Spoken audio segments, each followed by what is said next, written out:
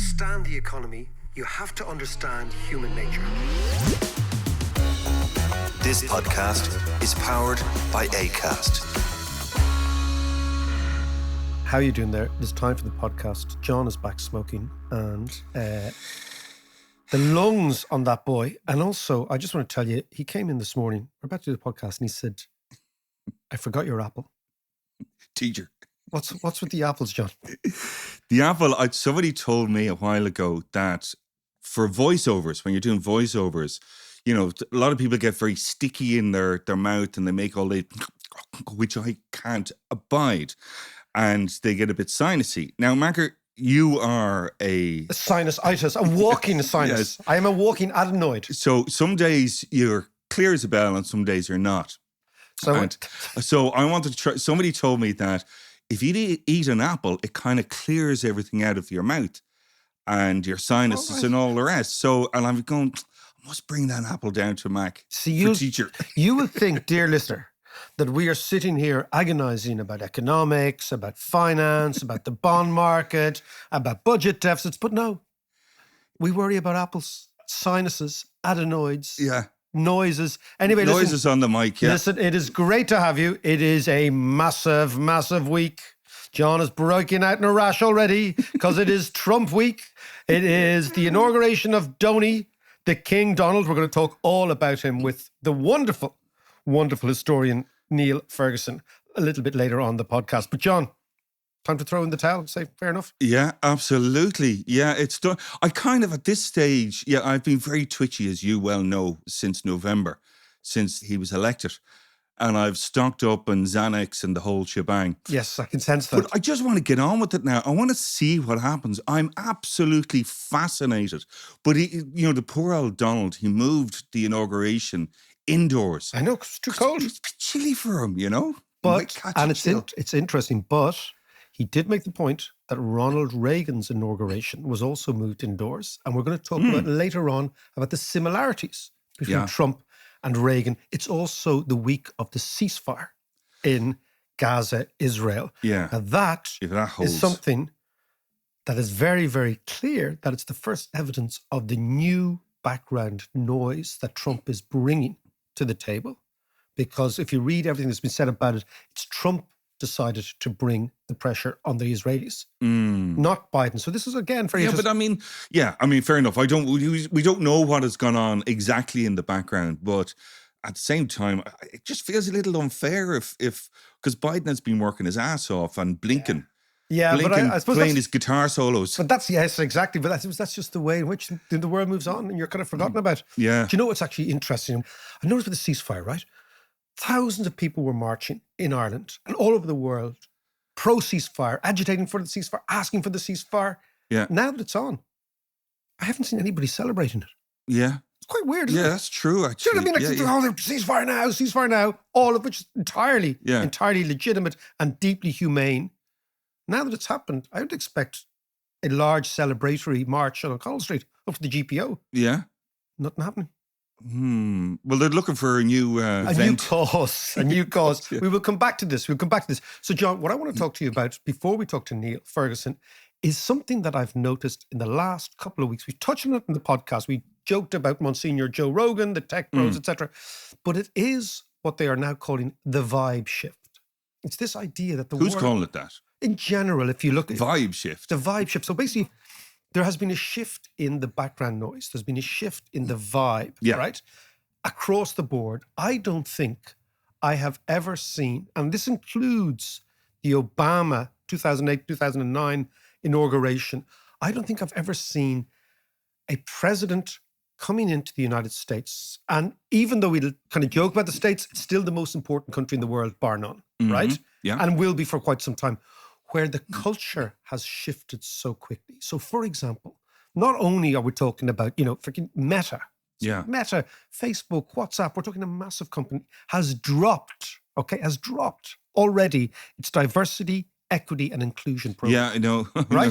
It's dropped it, right? Yeah. Zuckerberg is on... I find that really, really worrying. But listen, Zuckerberg is, again, we got to see the world as it is, not as we'd like it to be. Yeah, Zuckerberg is on Joe Rogan, as we talked about last week. Yeah. Exalting masculinity, the idea of masculine energy. Look at it. It's not just Amazon as well have dropped some of their DIE programs, just dropped it. So too have McDonald's, right? And McDonald's had a massive diversity idea in their senior management, junior management. They've dropped it all. So what you're seeing... And the CEO of Brewdog company in the UK... A Scottish company, yeah. Or a Scottish company, is it? Right, okay. And your man's going on about British and Irish workers being the laziest in the world, and people should get over this and drop this whole idea of the work-life balance. So you're exactly right. All the LGBT stuff, all that stuff that was embedded in corporate culture, it's all been dropped. And what I'm fascinated by is the culture is shifting, not just at the very highest level, not just in corporations, but it seems everywhere that there has been a certain, it's almost as if a chapter on social history has been closed and another one has been opened. And what we're seeing it now, of course, we're seeing it on social media, but I get the impression something major is happening. You know what's also interests me about the Trump thing is that when Trump was first inaugurated, there was what you could be described as resistance against him, right? Massive anti-Trump resistance, rallies, all that sort of stuff. The Democratic Party in the United States were kind of energized by Trump himself. Yeah. There's nothing now. No, there's not. Think about even America's allies. You know, like when Trump first got elected, Western Europe was like, oh, he's horrible, he's terrible. Angela Merkel was sitting around scolding him, giving out to him, like, you're this, that. Nothing. They're all folding. What I find amazing is that the whole resistance to whatever MAGA becomes, because we don't know what it is now. Yeah, well, that's true. Is disappearing like snow off a ditch. And that's kind of fascinating. But is that not kind of a King Canute kind of moment where, you know, there's no point in railing against something that you can't change? Trump is on his way in. MAGA are going to do whatever they do. And it doesn't really matter how much you scream and shout and stamp your feet. It's going to be whatever it is. And I was actually saying this to my daughter, who was actually genuinely really concerned and anxious about the coming Trump years. And I just said to her, look, things go in, we've spoke about it before, pendulum swings. Yeah. You know, it's swinging way to the right, way to a MAGA right. Now, at some stage, the Americans, the ne'er-do-wells or the deplorables or the normal American people who voted for Trump, expecting big change, when that change possibly doesn't come, well then, you know, there might be a kickback then. There might be, but I think that we are in a new era.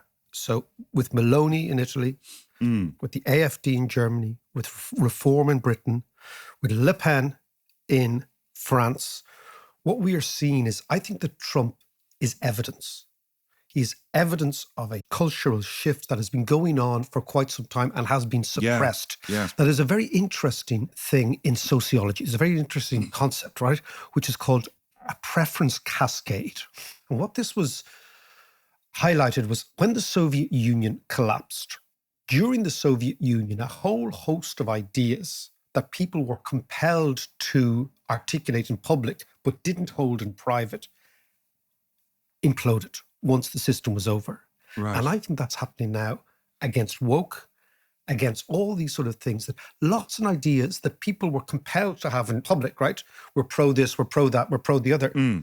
Now, I think what happened when the Soviet Union turned, what you saw was a cascade in preferences, i.e. people said, actually, I never believed that stuff. Yes. Right? Yeah, I didn't believe that Marxist, Leninist stuff. I think that's happening right now in the West, to do with immigration, to do with all sorts of attitudes that people were, well, I'd say we're not 100% behind, but decided this is the right way to do, policed by cancel culture. Yeah. I think it's all disappearing now. You know the way you've spoken before about and described the left as always looking for traitors and the right looking for converts? Yes. Woke was the ultimate leftist kind of view. Now, the core of wokeism is just basic respect, and we should all just get on and let people be whoever they want to be, which I absolutely still stand by.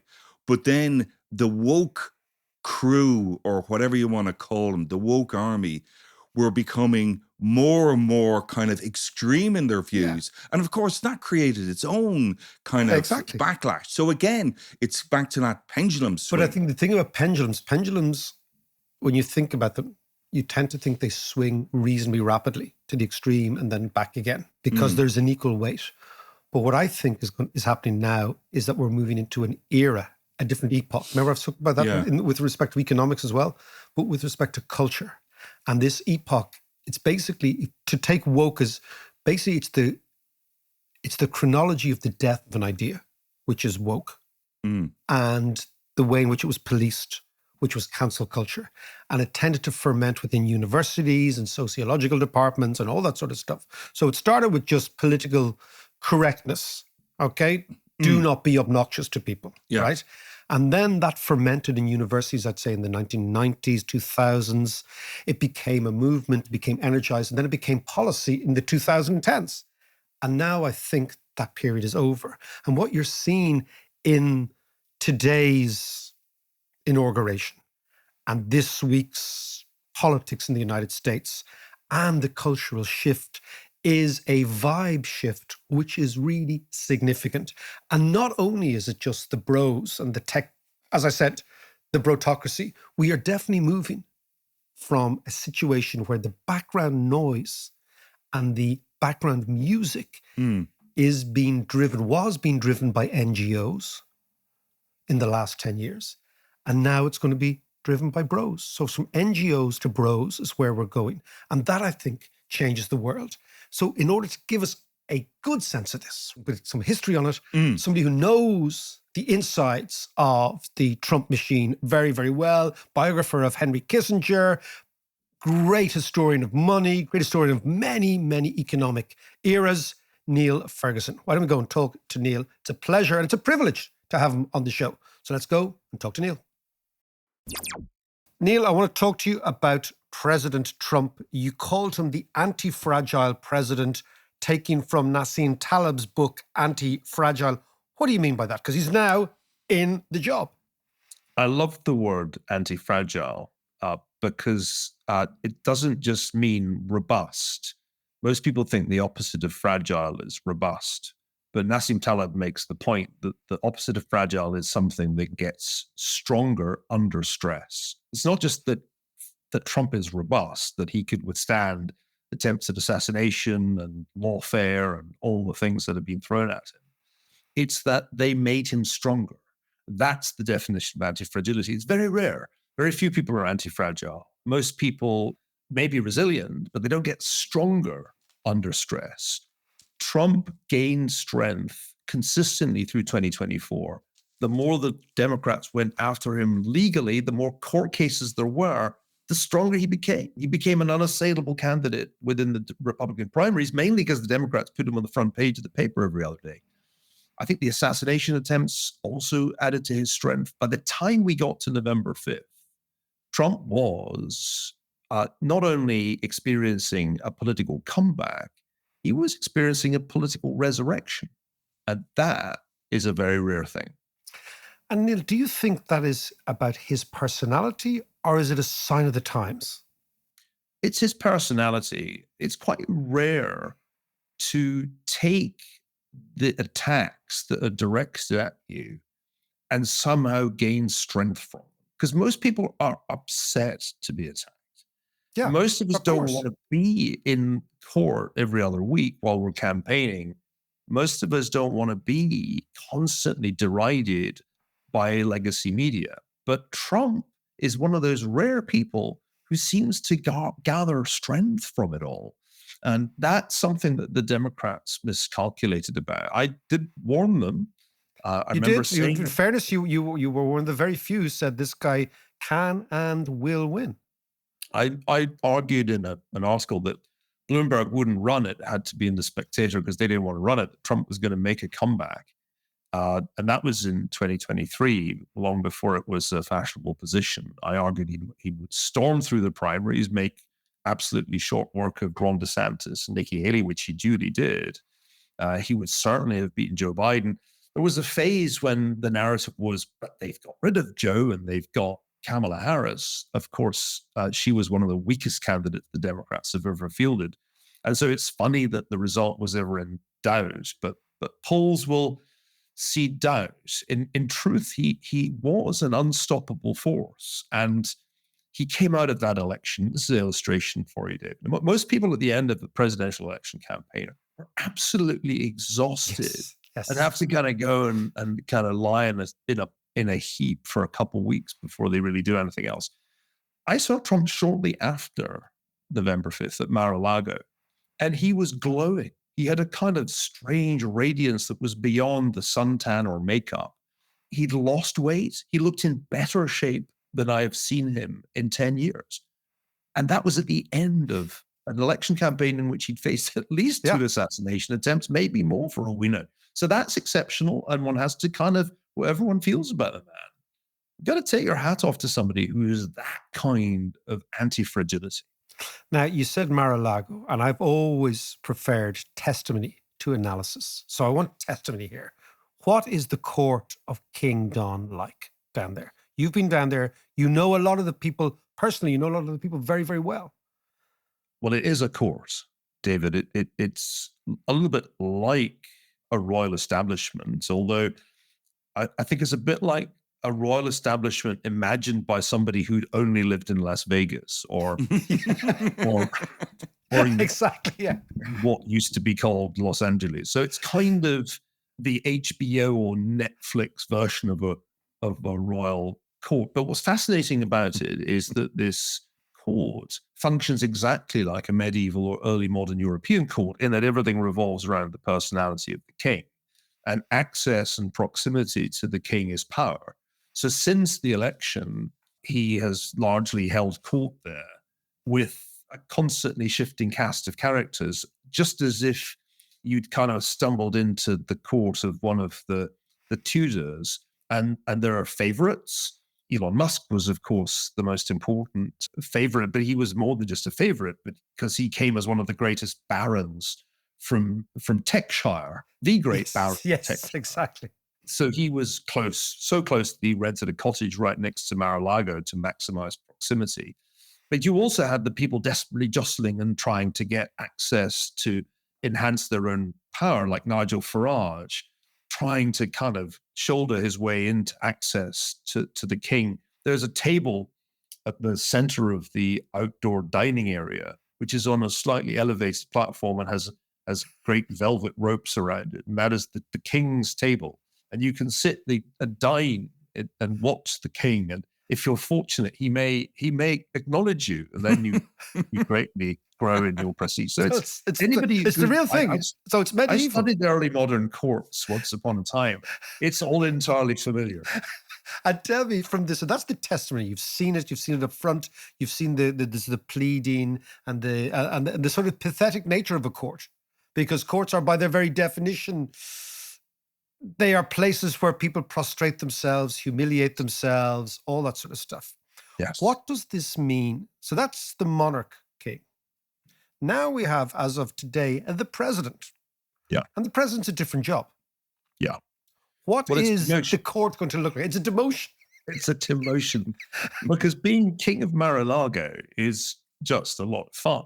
I mean, it's humiliation and abasement for everybody else, for the courtiers, but for the king, it's the ultimate ego trip. And there are no checks, there are no balances, there is no separation of powers. The Sun King, or rather the suntanned king, appears as he pleases and golfs when he pleases, and it's great.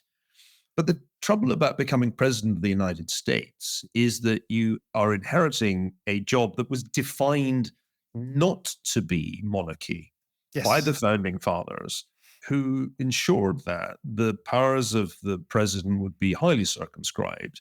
The Constitution is quite specific about what the president can do. He has significant power as commander-in-chief, but in other respects, real power when it comes to legislation is with the Congress. And the Supreme Court also exerts power as the judicial branch. So it's demotion. Now he's president, the fun stops. Also, he has to leave Mar-a-Lago and spend time in the White House. Which he hates. is an awful place. I can assure you, I've been there too. And it's a sort of slightly nightmarish place. Everything's crammed together. There's an air of paranoia. Everybody is constantly watching their back for fear of being stabbed by somebody from a rival agency. And so the whole thing will be suddenly much, much less fun, especially because people will say no to ideas that the president has. The courts will say no. Congress will say no. It'll be a much, much less fun experience. But he knows that because he's done this job before. And he at least has, I think, no expectations and no illusions about what he's now getting into. Do you think, I mean, the big fear from the defeated Democrats, lots of the European allies, is that Donald Trump now goes about refashioning the United States in his image or in his ideology, whatever that might be. Should we be worried about this, or do you think this is an opportunity to change America and therefore to change the world? I would be a lot more worried if by some weird quirk Kamala Harris had become president of the United States, because that really would have been a very alarming situation. Not only would we have had 4 more years of what has been a pretty disastrous foreign policy. I mean, however you may feel about Joe Biden and Kamala Harris's people, the results of their foreign policy have been pretty disastrous. War in Ukraine, war obviously in Israel, potentially war with China over Taiwan. I didn't even mention Afghanistan.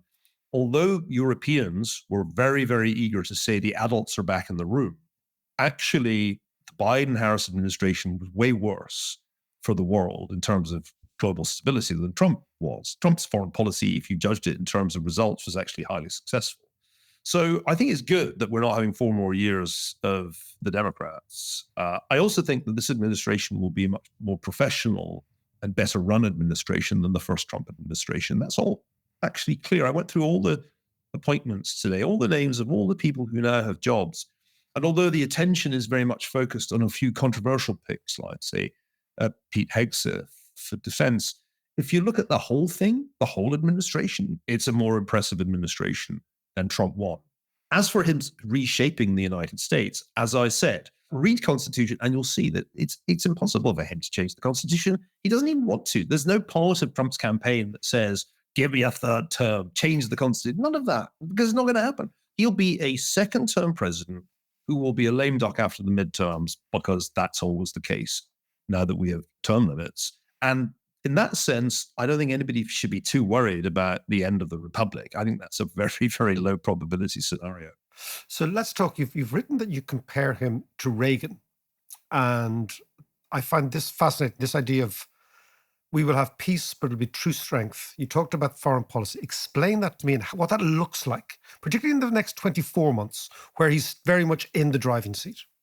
Well, I think if one wants to look for an analogy, the 1980 election's not bad. I said all along that Joe Biden would be quite like Jimmy Carter with dementia, and it sort of played out that way. And one thing that was really striking about Trump's campaign last year was that they used Reagan slogans: peace through strength, and are you better off than you were 4 years ago? Actually, Reagan used Make America Great Again in 1980. That was not an original Trump line. So there's a lot of Reagan about this, and I'm old enough to remember how hysterical Europeans and liberals were about Ronald Reagan. Oh, yes. I remember when Reagan came to Ireland, he came to a little place called Ballyporeen, where his ancestors had come from. And the shouting and roaring over it. And then the worst of all, John, he didn't pick up a pint of Guinness, he picked up a pint of Smithwick's. That's right. And they all freaked out. But I do remember that there was an apoplectic reaction to Reagan. In Britain, you had the Greenham Commons stuff, all that stuff. So we've kind of seen this before, where people become very deranged and have a very, I think, distorted view of what the president can do. Then you ask yourself, how did it turn out with Reagan? Well, Reagan certainly played hardball with the Soviets in his first term. But by the second term, he was doing more détente with Gorbachev than anyone had dreamt of in the 1970s. Indeed, Henry Kissinger and Richard Nixon complained that Reagan was going too far. But Reagan was right.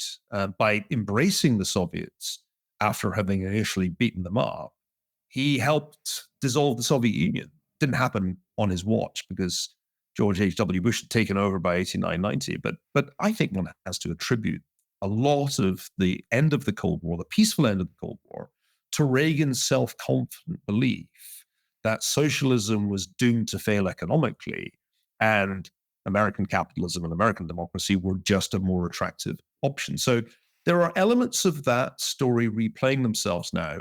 China has taken the place of the Soviet Union. We've been in Cold War II, I'd say, for at least the last 5, maybe more than 5 years. And Trump is the Reagan figure who says, we don't need to go to war with these people. We just need to have sufficient strength and technological leadership that they lose. That was Reagan's great line about the Cold War. How does it end? We win, they lose. I think that's essentially Trump's approach to the China challenge.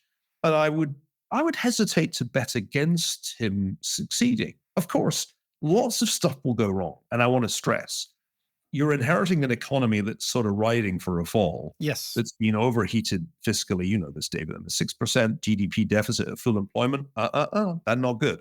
Stock market, the valuations are crazy. Unless you believe that artificial general intelligence is just around the corner, something's got to give. And it probably happens in the next year or two. And you know how these things are. Yeah. They'll blame Trump the way they blamed Reagan for the recession of 81, 82. So I'm not expecting a fairy tale here.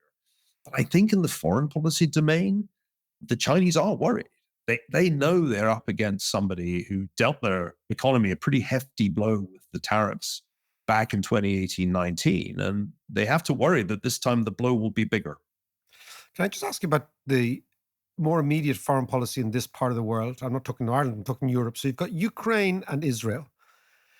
The thing about the Ukrainian war, it galvanized and brought together America and Europeans like no other threat over the last 36 months. Basically, we were all on the same side.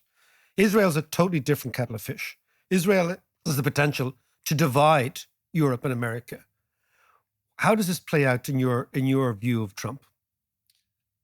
I might characterize it slightly different. Okay. Because there are certainly cross currents in the Ukraine case, not only in the United States, but also in Europe, in Germany, for example. There have been skeptics about the wisdom of all-out support for Ukraine from the outset. One reason that the Ukrainians haven't been given all the weapons they needed to win the war was precisely the ambivalence of Germany, not to mention Italy, and a number of other European countries that were really never all in the way that, say, the Baltic states, the Poles, or the Brits were. The Brits were first in, really.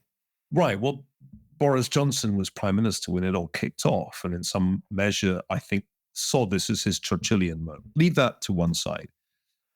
The Israel case is interesting because, as in 1973, in fact, there wasn't a ton of support for Israel in Europe. There wasn't then, and there isn't now. And the thing that's changed relative to 73, which was the last great surprise attack on Israel, is that in the US, there's actually somewhat less support amongst young people for Israel than there was. But there's still quite a lot of support by European standards. There are countries like your own, which seem to have lined themselves up with the Celtic fans on this issue. They are waving Palestinian flags at Parkhead as well as Irish flags these days. To us supporters of the other side, this is a truly strange thing. Actually, I went to see an Old Firm game with my 13-year-old son, the Scottish Cup final. This is the one you won. We lost, actually. We lost. This was back in June. Oh, right. Yeah. But my son was impressed to see Palestinian flags at the Celtic end. Anyway, I think Ireland is quite unusual because let's focus on Ireland for a bit because I want to hear your perspective. You're looking from the outside. You know the characters involved in the Trump administration. You know the United States. You're living in the United States. What does it look like from where you're standing? I think that Donald Trump is somebody who doesn't want to be a war president. He genuinely wants these wars to end, and I think he's already begun taking measures to apply pressure on the warring parties to settle, both in Ukraine and in Israel. And I expect that these wars they may not end, I think that's unlikely, but I can see ceasefires in all these conflicts coming pretty soon. I think from the vantage point of many Americans, they kind of get the Israel issue more than they get the Ukraine issue. And that's partly because for a very long time, not only Jewish Americans, but also evangelical Americans have had a strong sense of kinship with Israel. Plus, there is the neoconservative view that, hey, it's the democracy that has to be our team. And there are a reasonable number of American liberals who've taken a similar view of Ukraine. Hey, it's the democracy. Russia's the evil empire. We're Americans. Is this so hard?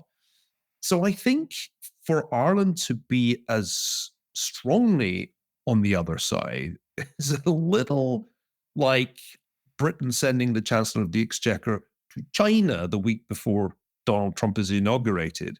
However you feel about the principles at stake, it's not tactically very smart to take a position that is so clearly going to be at odds with the position of the new president. As I said, I don't think Trump is going to be completely all in with, say, Israeli attacks on Iran's nuclear facilities. I don't think that's necessarily where he's going. But he's certainly going to be a strongly pro-Israel president, as he was in his first term. When Trump's a philo-Semite. Just look at the world he inhabits. Look at, his daughter's husband and the family she married into. So I think that will continue to inform Trump's policy in the Middle East. And if you look at the Trump team, look at the people he's put into national security positions, they are, if anything, more pro-Israel than he is himself. So be careful, Ireland. There's a lot of pro-Irish sentiment in American politics. Joe Biden played to that. So did Ronald Reagan once upon a time. You know what? That does not resonate with Donald Trump. You know what he thinks he is? He thinks he's Scottish. I know. He talks about the MacLeod connection on his maternal grandmother's side. And he's also an Anglophile. Donald Trump is more pro-British than the British realize. It's a bit like unrequited love. Donald Trump really likes Britain, and the British treat him like, well. He would be definitely more Ibrox than Parkhead, no doubt. If insofar as he has ever taken interest in sport in Scotland, it's been golf. Yes. Now, can I just ask you about, with your geopolitical hat on, your diplomatic hat on, your political hat on, Obama once said to the Tories, you are at the back of the queue. You might remember that from a couple of years back in terms of trade deals. To what extent do you think a country like Ireland is now at the back of the queue? And I'll tell you why. I have been told that the Irish diplomats who are trying to get an audience with Trump down in Florida, or have been trying over the last couple of weeks, cannot even get a couple of minutes with one of the sons, let alone the king, back to the court. So this is real. I think it very likely is. But they're in good company. I mean, there are lots of people who didn't get invited to the inauguration. Lots of people who don't get to go to the ball. The designated British ambassador is not going to the inauguration. So there are a lot of cold shoulders being dished out, and the Irish are not the only ones who are clearly at the back of the line. That's what a kind of monarchical spirit gives you. But remember, final thought, he's president now. Everything goes back into the channels of bureaucracy. You're dealing with the State Department. And the State Department has long essentially regarded itself as the loyal opposition to the President of the United States if the President's a Republican. So, you'll still have friends in there. There'll still be the Irish lobby, at least in Foggy Bottom. Niall, we will leave it there. As always, a pleasure. Great to see you, and I'll talk to you soon. Very good to see you too, David. All the best.